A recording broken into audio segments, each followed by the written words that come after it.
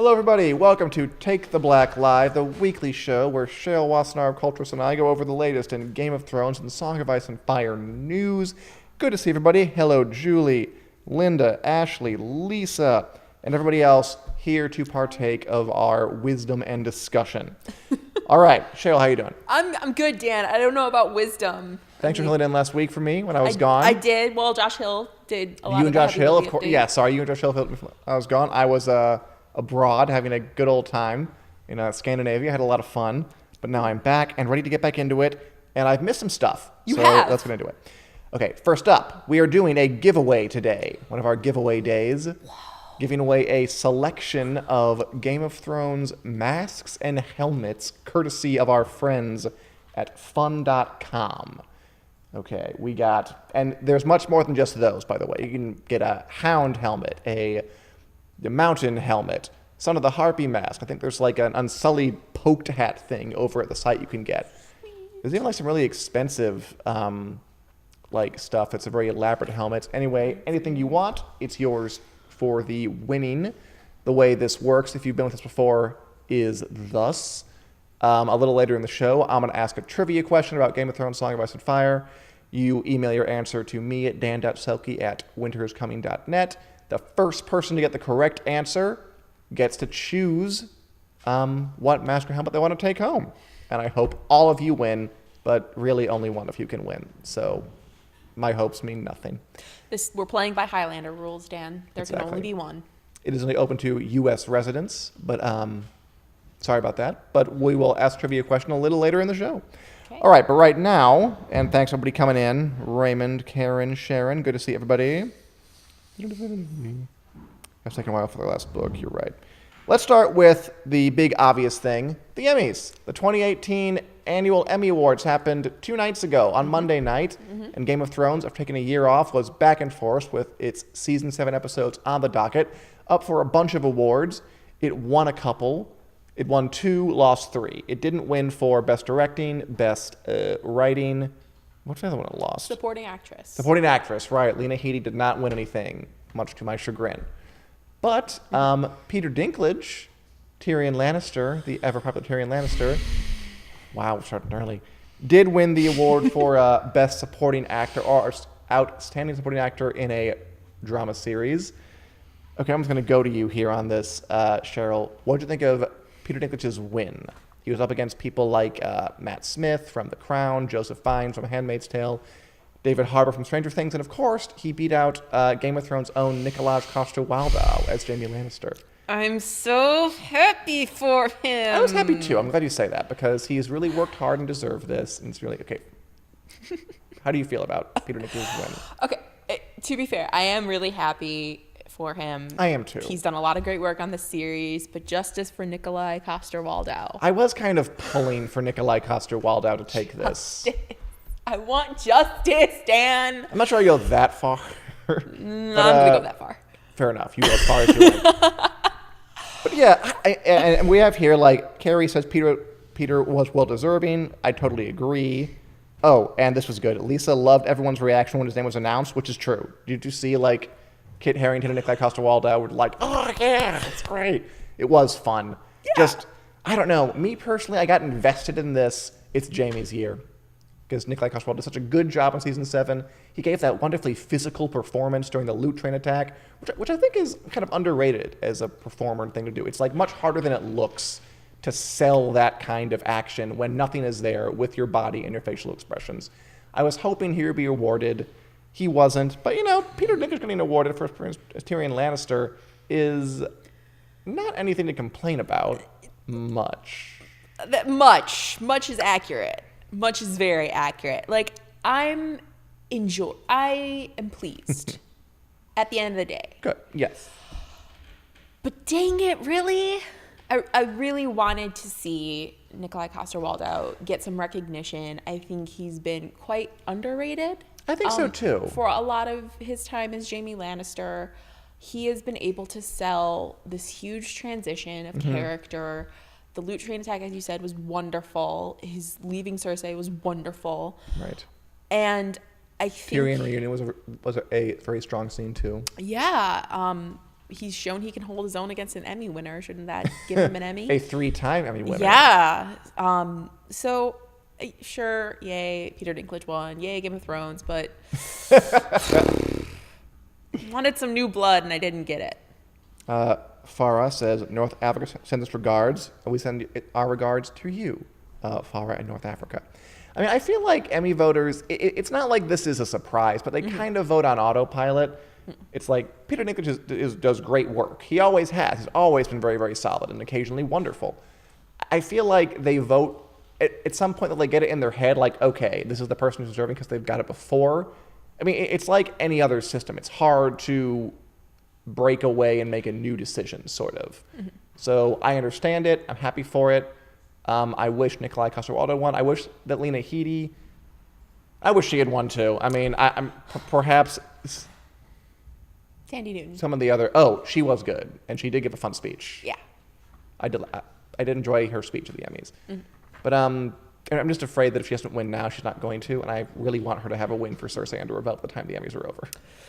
I mean, I think I have the sense, Josh and I were talking about this a little bit last week, that the season 8 for Game of Thrones is probably going to be when...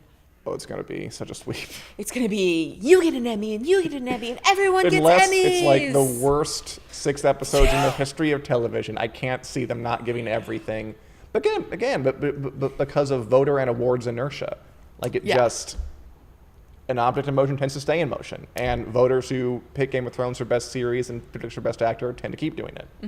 Which is fine. Yeah. Sometimes it works not in our favor. Sometimes it does work in our favor as fans of Game of Thrones. And I did love Dinklage's speech, where he called Nikolai Coster-Waldau like his very handsome brother from another mother. That was very, very sweet. He shared it with him.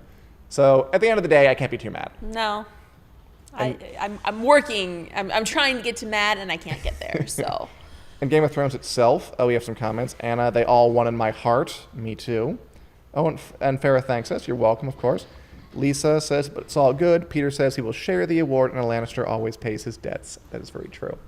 And the series itself, 3 seasons running, won Outstanding Drama Series, beating out things like, quite a bit was up for it, like The Americans, and what else was up? Handmaid's Tale, This Is Us, Stranger Things, which I could see. I haven't watched The Americans. I got the idea that maybe for its last season, people were hoping that would take it. I'm comfortable saying it deserved it over Stranger Things. Yeah. Because I watched it. Yeah. It's kind of the same thing here, where it's like, I can see why it won, but I could also see and wanted something else to win for once, especially The Americans, which has always kind of had this veneer of always the bridesmaid, never the bride about it. Very much. And it did win Best Writing, Directing, I think? Or at least writing. I believe so, and Matthew Rhys took home Outstanding Lead Actor. So they gave it some accolades. Yeah, but to not take home the big prize after always getting kind of passed over, it's a little disappointing. But I'm not saying Game of Thrones didn't deserve the win or anything like that. So much as I'm saying, I could kind of see where where the Academy could have given it to someone else, and I would have been okay with it. Sure. But at the end of the day, again, it's impossible to be mad. Game of Thrones is a great show. Deserve the win. Good for it. Everybody in the comments seems to agree. Yay. And on to the final Emmys, which will be the last time Game of Thrones is an award show. Very sad. And I'm sure they will win absolutely everything, including like Best Comedy, just like everything. Best Comedy, Best Drama, Best Short Form, Best Long Form, Best Editing, Best Actress for people who have been gone. I was upset Olenna Tyrell didn't win for Best Guest Actress a couple weeks back. That actually ticked me off. Come on, people. It's her last time on there. See, now there's the mad. Here's the mad. I found it. Diana Rigg. She should have won for Best Guest Actress. She had a great final scene, but that's neither here nor there. Justice for Olenna and Jamie. There we go. Justice for Olenna Tyrell. That's the hill I will die on. Yes. Okay. Moving on. Yes. The Emmys. Fun to watch, and it's also a fun time because everybody's out there on the red carpet looking fantastic. I should have brought some images, but I really did. I was digging Coster-Waldau's mustard jacket, but that's neither here nor there. George R.R. Martin was there in a rare public appearance.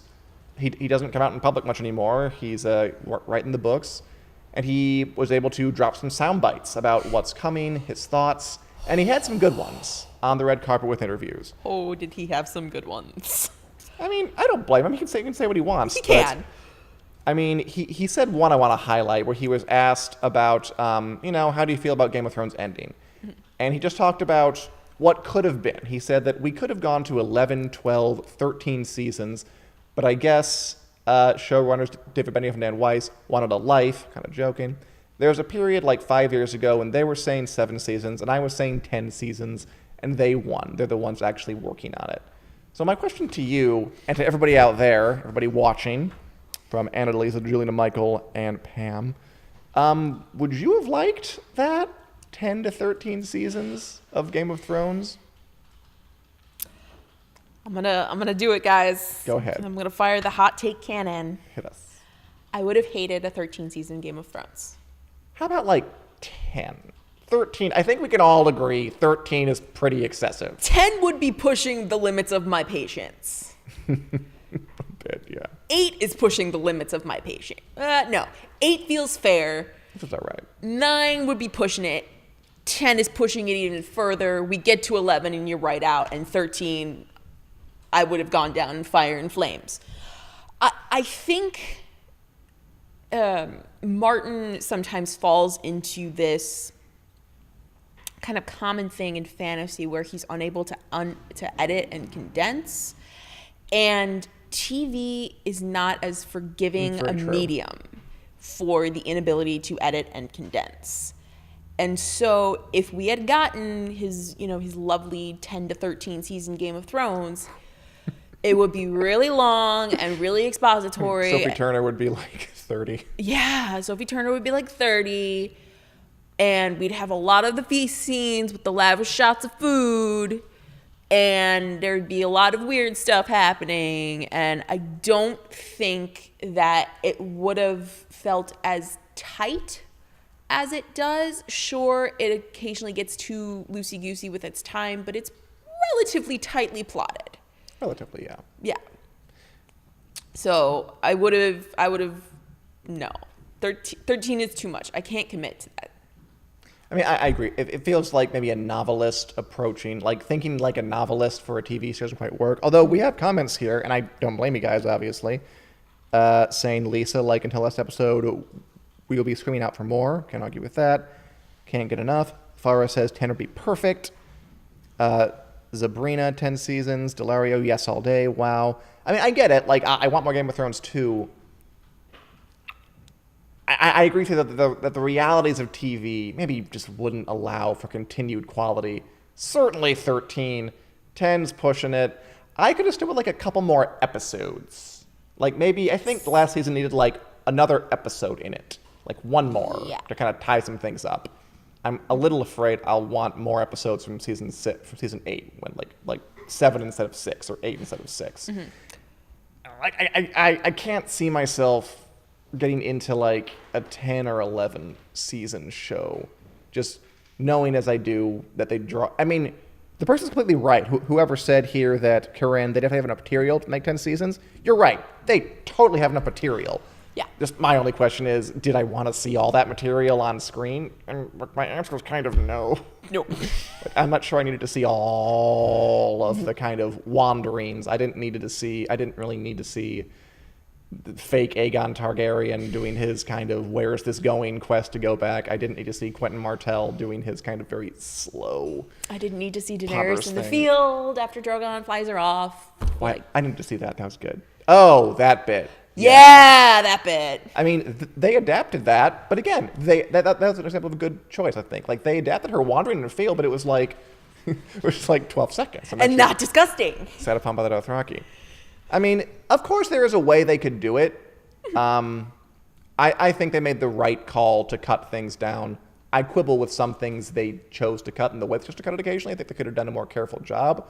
But there was never any way we were getting 13, 12, 11, even 10 seasons out of this. It's just not realistic. But I, of course, realize everybody has different views on that. And Julie would love to see all the deleted characters. So things happen differently. Mm-hmm. George R. Martin, really, another thing he said that interested me was that he was asked about just what's going to happen in season 8, which everybody asked. And he didn't say anything, but he did say that most of it is based on what I planned. So I got emotional about it 20 years ago when I first thought of some of these things. You know, it's no secret that the show has kind of diverged from the books the longer it's gone on, but I'm intrigued by the prospect of it kind of coming back in the end. We are going to get George R. R. Martin's ending, or at least the one he thinks is going to happen now. And I'm looking forward to seeing what that is. Unless he decides to George Lucas it in the books and change things. What does that mean? Or add Retcon? things. Retcon, change it, alter a little, add in scenes of I mean, Naboo. he's really careful, George R. R. Martin. Like, Yeah. have you ever read this? Like, he says that when he thinks of a change, he goes back and rewrites all the other stuff leading up to it. Yeah. So that guy. Yeah. I give him credit. Like, there's a reason the books take so long is because he is too careful. He's very, very careful. Meticulous. Meticulous. Perfect. There we go. And Julie thinks they rushed season seven too much. And yeah, I kind of agree with that. Although again, it's a weird balancing thing. Like it's hard to know, and I do sympathize how much in one direction it is to go is good. That was a horrible sentence. But like, do you edit too much? Do you include too much? I'm not sure either one is ideal. You got to find the middle path, and maybe they didn't find the exact right middle path, but I think they're doing a solid job, and it's hard to, I don't know, it feels disingenuous to like look at it and just condemn them, when I'm sure what they had to do was very tricky to cut it down just in the right way. Mm-hmm. All right. They were somewhere near the middle, at least. Yeah, they're near the middle. I totally see where they were going, and I appreciate that. All right. Before we get to our giveaway of the Game of Thrones masks and helmets, really quick, let's go beyond the wall for a second, talk about something not related to Game of Thrones, as we like to do for a while, because we have many interests. Game of Thrones, Song of Ice and Fire, fantasy, sci-fi, television, books, dogs, everything. Do you like dogs? Lots of stuff. Okay, a news item for you really quick. Okay. Avatar: The Last Airbender. Popular Nickelodeon animated fantasy series that ran in the mid-2000s, adapted as a horrible live-action movie by M. Night Shyamalan sometime after that. They're making a remake, a live-action remake for Netflix with the original creators, whose names are, Michael DiMartino and Brian Konietzko. In the driver's seat as showrunners, as executive producers. Live-action remake of Avatar: The Last Airbender. We've got some concept art for you there with lead character Aang and his sky bison Appa. Aang, sorry. I mean, clearly you're a fan. It should be pronounced Aang, considering how it's written. I'm that big of a nerd.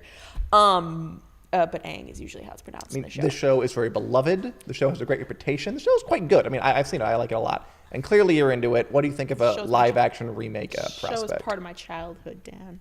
Cool. I am cautiously optimistic about this because the original cast the original production is involved. Mm-hmm. This is their thing. It is. They've worked on this for a long time. They have talked about making sure that they get representation in there. They have. That was part of their statement, which was really important to get out there on the first. It was a total dig, I thought, at the M. Night Shyamalan movie, which cast all white people in the roles. There were a lot of problems there. I didn't like it though, because their statement said explicitly with non-whitewashed characters, and was like, ooh, that's some shade at whatever production company made that thing. That was deeply shady, and I appreciated that too.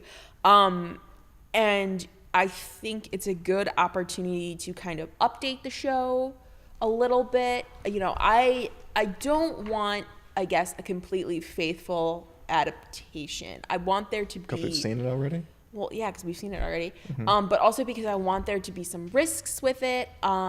I know they're probably not going to change canon, which I am still heated about the fact that Katara ends up with Aang, okay? Oh, really? Yeah. Somebody tweeted at some point, listen, if I'm like a young teenage girl, I'm not kissing the bald 12-year-old. I'm kissing the dude with the cool scar and the really great character development, okay? And that is basically my opinion. Or if we're on Game of Thrones track, it could be with Sokka and get some incest things going on.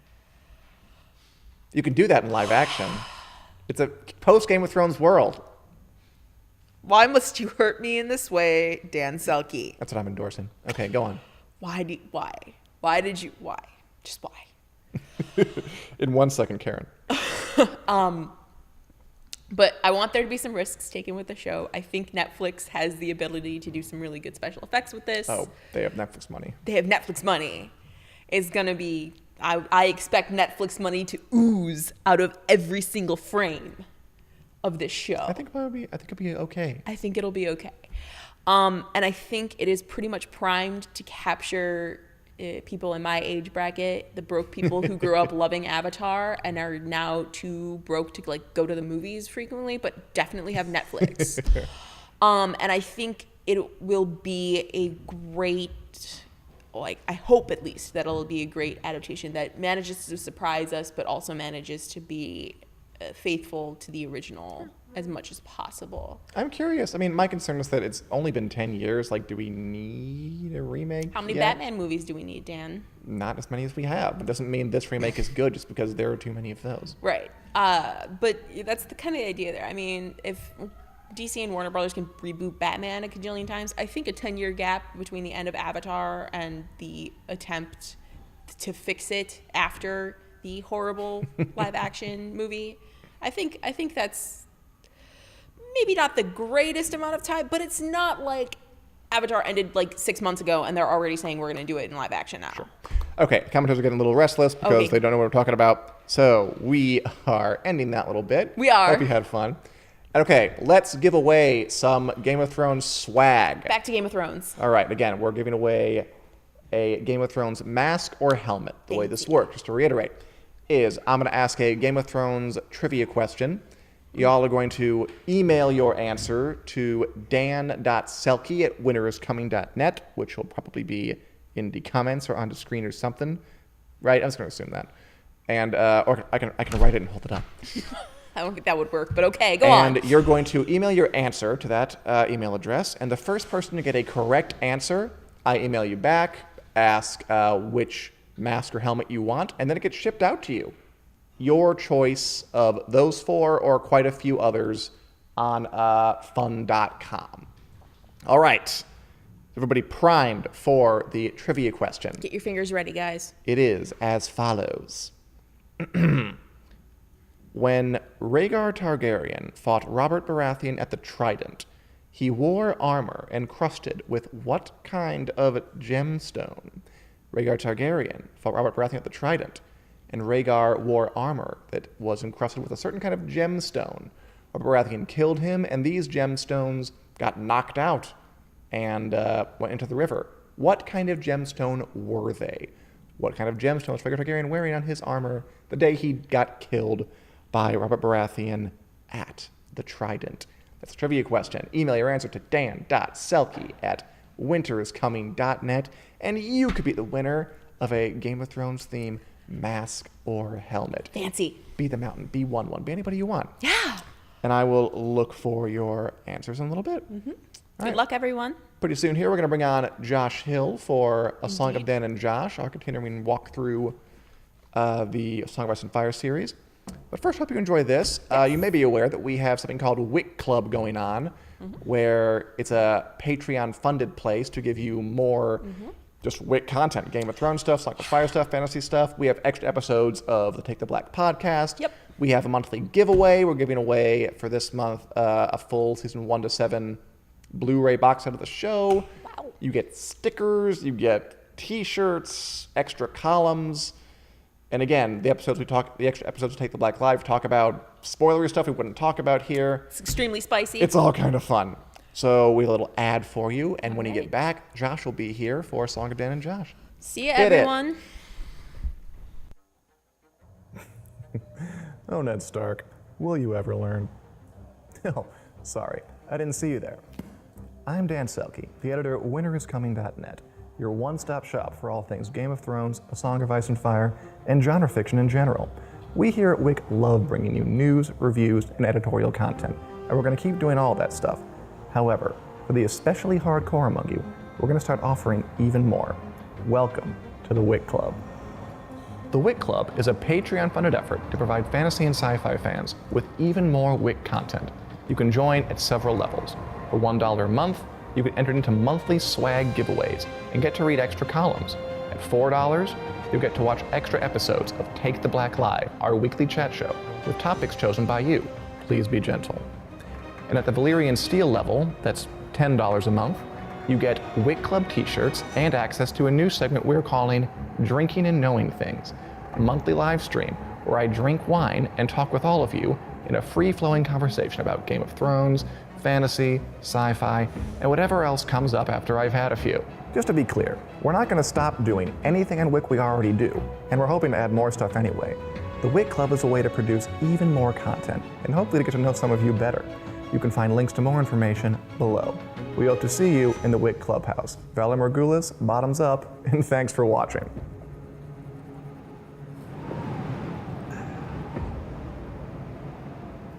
Welcome everyone, hope you enjoyed that little ad.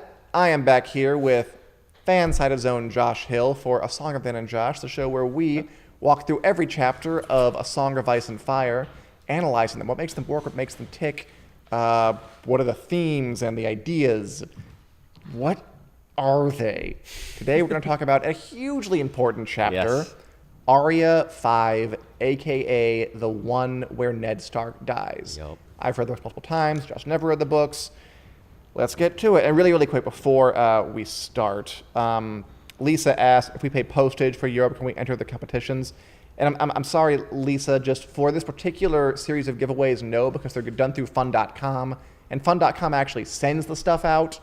So, and they only do it in the US. But we will do our own giveaways where we will open it up to the world, as for example in the Wit Club, where we give giveaways to everywhere. There you go. But okay, we're here to talk about Arya 5, Yep. which is the most important chapter in this book. Yes. Okay. It's devastating. Was it devastating? Yeah. What was your reaction? This is Ned Stark's death chapter. It was rough. First of all, hello everybody. I'm in the passenger seat this week. I was in the driver's seat last week. People were surprisingly not happy to see you not around. I didn't take it That's very personally, sweet. but people were very upset to see you in Denmark. I should go read the comments. Well, thank you, everybody. But also, I hope you were very friendly to Josh. Oh, they were. We always love all the audience. No, this chapter was a little rough. Like it was tough. The fact that it was told from Arya's perspective, I think, was important because we kind of went through. I mean, we did go through this from her standpoint, from her eyes and through her head, and I feel like she was the closest to Ned as far as like the children were concerned, because Jon literally got sent away. I mean, but Right.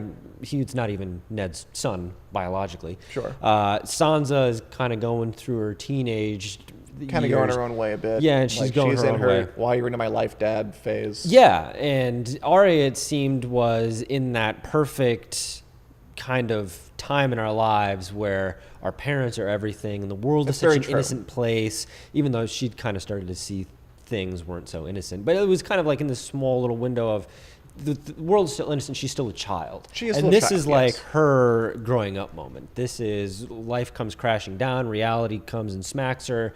And all of a sudden she's not a little girl anymore. She's alone in this world and she has to grow up on her own. And she grows up within a chapter, at least mentally, or she's forced to. So, and I really appreciated that it was from her perspective. So I was trying to think if this was from any of the other characters' perspectives, like Sansa or Cersei. Or Ned. Or Could've done Ned. it. Yeah, or Ned. I don't think it would have had the same effect because we were literally seeing this through a child's eyes, even though she's as grizzled as a child can be. Yeah, as But much as still. could be. Yeah, I like that point because I thought about it too. Like Martin could have done this through Sansa's perspective, or could have done it through Ned's perspective. Yep. Not to spoil things, but the Red Wedding is done through Catelyn's perspective, and she dies at the end of it, and that still worked. But he chose Arya, and probably for the reasons you're saying. This is her rosebud moment. This is Yep. why she has that list. This is what she's been trying to make up for the rest of the show, like fill that hole that Ned left when she saw her. So it's important to kind of be there at the moment when it all falls out from under her. Yeah. And I liked a bit about her still being a child too, because I mean she is still a child, and the first chunk of the chapter is kind of just her life on the streets.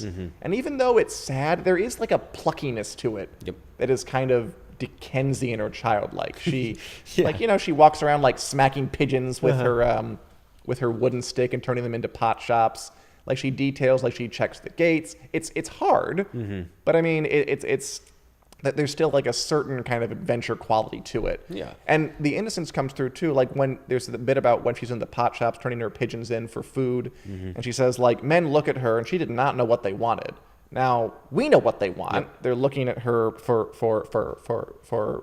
sex. I'm uncomfortable. But she's just too young to know it. Yeah. Which is tragic. But it's also true to life that she just wouldn't know what they're doing there. But she knows to be afraid. I also love how resourceful she is in this chapter. Like, Sansa could not do this. She could not live on the streets of King's Landing for weeks on end, like smacking pigeons and turning them in, and chance. like finding places to sleep and trying to communicate with the neighborhood girls. Like, Arya is very resourceful. But I mean, again, she's still a kid, so it's not going to be enough. Yeah. I like. What do you think of that moment where she walks up to the ship that was supposed to take her away? And again, she's smart. She realizes, oh, that's a trap. Those are Lannister guys in Stark clothes. They are hoping I go up there so they can get me. And then she talks her way out of it. Yeah. Like she bluffs her way out of it. She says, okay, they think I'm a boy. You want this pigeon? And they're like, get out of here. They think she's a bum. So she's very smart and very resourceful and very plucky. Plucky. I like that. Yeah, that's the innocence of a child is hard to get across with Arya, like you say, because she is so like, it is like Dickensian, but I don't think it would have been as effective of a chapter if it was through anybody else's perspective. And like, and the whole boat thing and avoiding a trap, that's an evolution of Arya. I think that's kind of vintage Arya, which well, I guess now you say that because we're so far into the show and we know where she's come in her arc, or I guess in the books, I guess people who have read them. But this seems to me like that is her on her own trying to figure things out. She's got to do this. It's really, there's nothing else for her to do. And she clearly has, it's a demonstration of, it's almost like bittersweet where it's like, you're going to be all right, kid. Totally. Like, she's going to be fine. She's going to be able to look out for herself. She doesn't have a father anymore. She's on her own. She'll never see her family again, unbeknownst to her at the time. But this is like kind of the bittersweet, pluckiness, like pluck up, kid. Like you're gonna be fine. And she's thinking of ways to get out. She thinks about, I could swim the river, but it'd be hard. I gotta find a way to get out this gate. So she's making plans. Yeah. Also, a key moment is she talks about Needle. Yep. Like at this point, Needle has always been kind of a symbol for her, but from now on, it really takes on a lot of significance. Like she was robbed when she first got out there, but she slept under Needle. She'd been lying on top of Needle, or else it would have been stolen too. It was worth more than all the rest together. So at this point, Needle is going to be a good old-fashioned literary symbol, and just kind of it symbolizes her Starkness. Yep.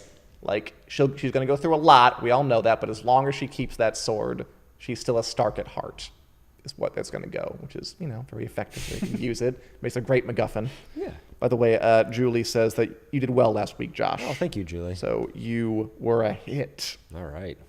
Let's talk about the actual death moment, because everybody is, in the comments are talking about that. Yeah. Lisa says that Arya watching her dad die like that shaped the character for the rest of the series. Completely agree. Yeah. Were you surprised at how kind of quick the moment itself was? Because unlike on the show, we actually see the kind of the sword go into Ned's neck. We do not see Ned die in the book. Yoren finds her. Do you remember Yoren, the Night's Watch guy? She finds Arya, knows to don't look at that. That's your dad dying. But she still hears it. Dimly, as if from far away, she heard a noise, a soft sighing sound, as if a million people had let out their breath at once. And that's it. Like that's the moment Ned dies. The sound she's hearing is probably the sword slicing through his neck. Yep. Is that too small for such a big moment? No, I think it's very it's very existential, I guess, because it's like this idea that this is a massive character death. Like this is the hero, the person we thought was going to be the hero of these books, of this series, dying, and literally he dies with a thud of his head falling off. And he dies in a chapter that's from someone else's perspective. Yeah. Even though he's been kind of the lead guy throughout the whole thing. Yeah, it's very nihilistic in a way, where it's like this is just it's. He's just dead. That's it. And I'm thinking about like other like historical moments. Like you think about, like something like 9/11 or something like that, where it's like so seared into our minds. Sure. Because we saw footage of it over and over and over and over and over again. But everybody always talks about, and this is the same with any kind of tragedy, the Kennedy assassination. You see the Zapruder film over again. Right. It's like, what people talk about is you'll remember where you were when. And you Yes. don't remember actually like watching, I mean, I know I don't because I wasn't alive, but watching John F. Kennedy get killed. You remember when you heard the news. Yes. And you didn't actually see the death. You just remember the president's dead, he got shot in Dallas, that's the news. And you're like, that's the moment. This is, and to me, this is a lot like that too, because this is the moment. It's not like this big cinematic moment where it's slow motion, it comes across. It's like thud, his head, it's off, he's dead, life goes on. And it's like, it's a weird kind of way to approach such a big moment, but like this exists in life itself. And I think it's also important to Arya's character that it isn't some big romanticized thing. It's like a small like spark that like ignites this huge fire in her that she has the list and she's going. She never gets revenge. over it. Yeah. No, and it's kind of a commentary. I guess you could say a commentary on like this moment, which is presented in a very small, almost backhanded way, is basically the drive for her character from there on out. Mm-hmm. So I didn't hate it. I actually kind of appreciated it because it was kind of a different way to approach this. Yeah, I liked it too. I mean, it's kind of weird though, because I mean, if you could maybe read that and not even get that he died, Mm-hmm. but I mean, it's there for you to pick up. He didn't die in her heart. There you go. He will live forever in her heart. He's not really dead, but What'd you think of the end? Oh, well, we got a good comment from Raymond Two Feathers. Great name. ooh, nice name. The entire crowd gasping in unison is pretty powerful, and it leaves no doubt that Ned is dead. Apparently, okay, good. I'm glad you think that way. Because honestly, I don't know. Like, I read it and I thought, like, maybe if I wasn't looking for it, I wouldn't think that meant death. But Yeah. it is pretty clear. We all know what happened. Blah, blah, blah. Very well done chapter. Very well done scene in the show too. Yeah. What do you think about this? The end of the chapter is Yoren gets Arya, and he takes her aside, calls her a boy because he's trying to get into her head that, like, you're a boy, say you're a boy, or else they're gonna find you and kill you. The end of it, like, did you get what he was doing, cutting her hair? Because to me, it almost was phrased like he was cutting Arya. Well, Like the final line is, she could feel her scalp tearing and on her lips the salt taste of tears. And this, like, man is taking a knife and, doing something to her. We don't see, but we don't, we're not told quite what. Mm-hmm. I interpreted this a little bit as like he is cutting Arya. He's cutting her identity.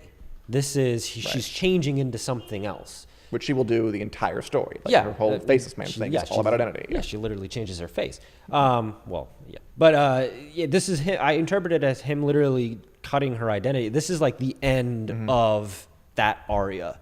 Like that, who she is never going to exist ever again. It's all very symbolic. So it was it was very symbolic where it's like cutting, and it's also, pushes the story forward. So it's not like this, exactly. Overdone moment. Yeah, but it's not gratuitous. It is.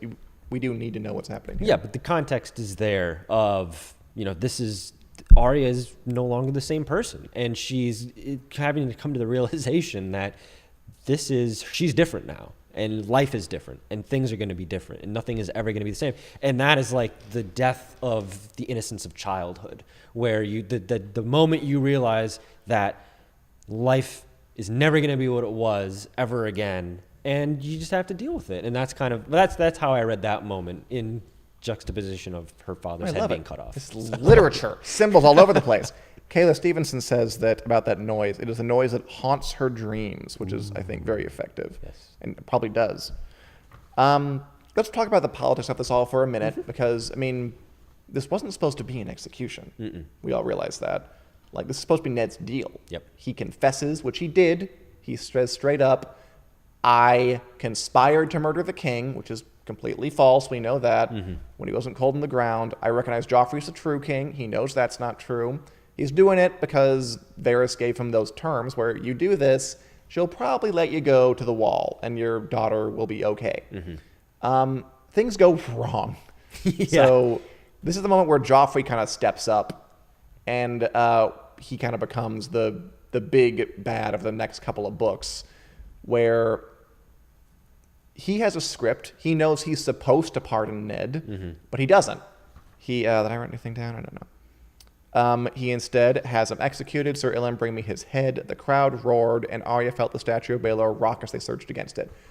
What happens here? What goes wrong? Why does Joffrey go off script? Well, I was wondering, adjacent to this, because Cersei acts all surprised that this is happening. Everybody acts surprised. Like, there's a whole paragraph of, like, Varys is shuffling around, being frantic. And I think the way I put it, like, even the queen was whispering something in his ear. Even she's surprised. I don't know if I believe Cersei didn't know what was going on. I think it was more posturing, where it's like she has to act shocked, where it's like, oh no, this is terrible. But meanwhile, she's like, this is exactly the plan that I want played out. And I think it was brilliant because it's coming here at the end of this book. And I don't know, I guess, the context of it being published for the first time in whatever it was, 97. But Around that, I mean, was there the idea that this was going to be like a Lord of the Rings type series where there was going to be more than one book? Because that's a hell of a way to end a book. It really is. Also, isn't it great that, like, if you read this for the first time, you got to this point, you'd be like, what happens in the next 75 pages? And then I want the next book right after that. Right. And that's like, the show has really kind of capitalized on that in, the cliffhanger from week to week thing. But that's like 6-7 days that we're like, oh no, what's going to happen in the next episode? Yeah. And as we've come to find out, George R.R. Martin isn't necessarily quick in writing these books. So like, who knew at this time that he used to be a lot quicker? He did, but like now, if you were to say this comes out today, and we know George R.R. Martin is the plotting writer that he is, he's been known to be. There's no guarantee that we're going to get more story. And we especially don't know when. It's not like a movie. Star Wars ends and it's like, okay, in 2 years we know we're going to get another Star Wars movie, or we know in 3 weeks we're going to get another Marvel movie because they come out all the time. But it's a book. Like, I have no idea what the timeline the scheduling is. You got to get the manuscript and edit. He has a deadline, but he doesn't care about that. He does not care about sticking deadlines. So I just thought that was a really, really brilliant thing to put at the end of the book, because everything goes sideways in the last 150 That's what you got to do, man. You got to at the end of your story, you got to flip it on its head in a way that actually works. People are hooked for life, which is basically what happened. Lisa thinks Joffrey was just being I can't say that word. See you next Tuesday. Which I think is right. And I disagree completely that Cersei knew about this. I think Cersei, she planned this out. She knows, which is what happens, that if they do kill Ned, they're going to have hell to pay. If the whole point of the Ned thing is to get him to defuse the Robb situation. That if he confesses and gets sent home, Robb has no reason to come get him. And she knows that if that doesn't happen, he's going to come, and he does. And they end up fighting Robb and beating him anyway, but they have a big problem for a while. To me, this is an act of Joffrey Baratheon. This is Joffrey Baratheon drunk on power. It feels like he just likes the crowd. He's not thinking far ahead at all. He's thinking they want him to be executed, this crowd. I'm going to give it to him. He's not thinking this means that we're going to be embroiled in a war. We might not win. Now, they do win, but he doesn't know that at the time. So I think even Cersei too little credit, but you can give her a bunch of credit you want. What else? I like the way he describes all the clothes, because again, this is important. This is theater. This is political theater. They're out here trying to make a big to-do of Ned Stark's confession. So everybody sees it. Everybody knows this is the way history happened. And then they get a lot more than they bargained for when Joffrey decides to flip the script and do his own history. It also underlines, again, how a minor character like Joffrey isn't that big of a deal, has a huge effect on the story. That history is chaotic and events just sometimes they just go sideways for reasons you don't expect.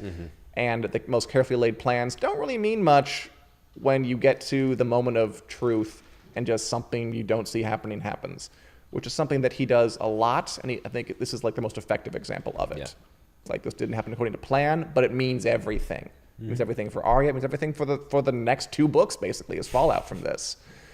Whew, what a chapter. It was a lot. It was. Any other thoughts, Josh, on Arya 5? Maybe the most important chapter of A Song of Ice and Fire? I would say so.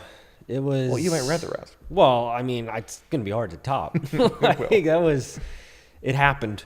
It's finally happened. Ned's done. This is...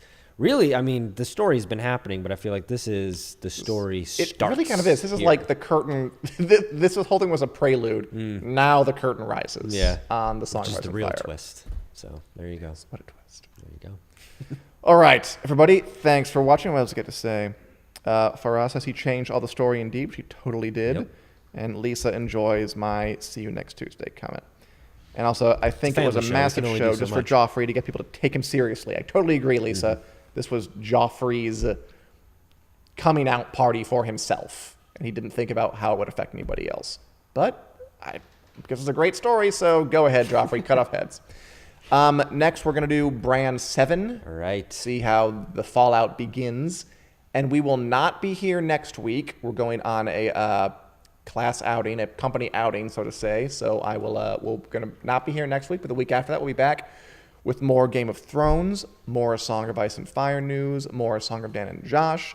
You can find us on iTunes or Google Play, wherever you listen to podcasts. If you want to hear us in audio form. If you're interested in the Wit Club to get even more of us talking and other things besides that, you're free to go check out winterscoming.net or our Patreon page. And we hope to see you in 2 weeks for more all of this. And congrats to whoever ends up winning the mask and helmet.